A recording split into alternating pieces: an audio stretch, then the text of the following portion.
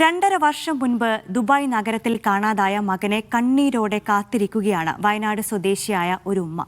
Police കണ്ടെത്തിയ അജ്ഞാത മൃതദേഹം മകന്റേത് ആണോ എന്ന് പരിശോധിക്കാൻ 1 വർഷം മുൻപ് DNA ടെസ്റ്റിന് ദുബായിലേക്ക് വിമാനം കയറിയതാണ് ഈ 50കാരി. ഏറെ അലഞ്ഞിട്ടും ഫലമില്ലാതെ കാത്തിരിപ്പ് തുടരുകയാണ് ഈ ഉമ്മ. എന്റെ പൊന്നു മോനില്ലാതെ എനിക്ക് പറ്റത്തില്ല.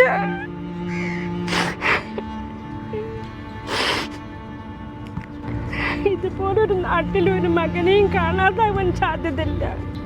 2.5 വർഷം മുമ്പ് കാണാതായ ഒരു മകനെ തേടുകയാണ് ദുബൈയിലെത്തിയ ഒരു ഉമ്മ.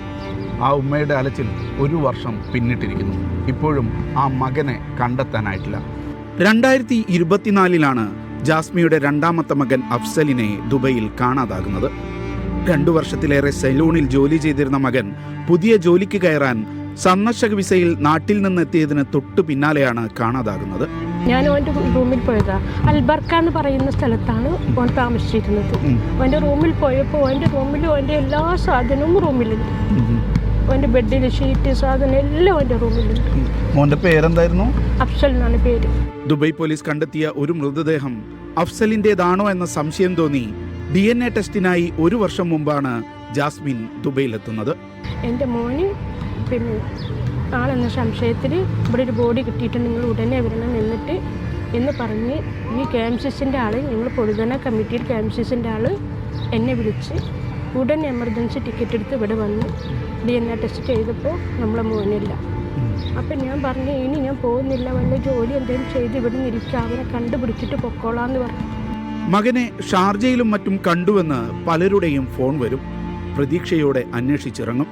പക്ഷേ ഇതുവരെ നിരാശയായിരുന്നു ഫലം. ഷാർജ ഹോട്ടലിൽ ഭക്ഷണം കഴിക്കുന്നത് കണ്ടിട്ടുണ്ട്.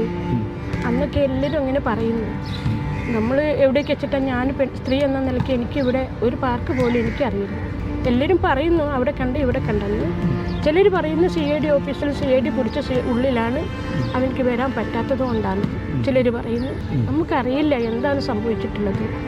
എന്തായാലും ഇവിടുത്തെ ഇത്രയും നല്ലൊരു ഭരണാധികാരികളുള്ള ഇത്രയും നല്ലൊരു നാട്ടിൽ ഒരിക്കലും ഒരു മനുഷ്യനെ കൊന്നു തള്ളാനൊന്നും പറ്റത്തില്ലല്ലോ. ഇവിടുന്ന് കുറേ ആൾക്കാർ പറഞ്ഞ് അവനെ കൊന്നതാണ്, ആളുകൾ തമ്മിൽ അടിയുണ്ടായി കൊന്നതാണ്. അങ്ങനെ ഒരാളെ കൊല്ലുകയാണെങ്കിൽ എങ്ങനെ ഈ നാട്ടിലത് നടക്കില്ലെന്നാണ് ഞാൻ വിശ്വസിക്കുന്നത്.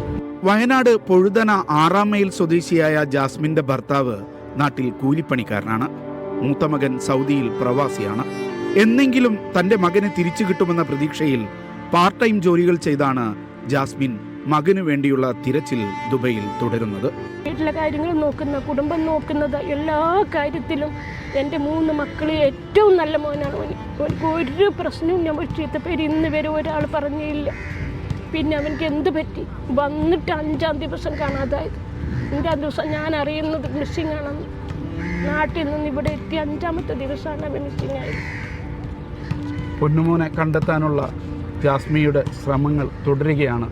ഗൾഫിൽ നിന്നുകൊണ്ട് തന്നെ അതിനുള്ള ശ്രമങ്ങൾ പുരോഗമിക്കുകയാണ്.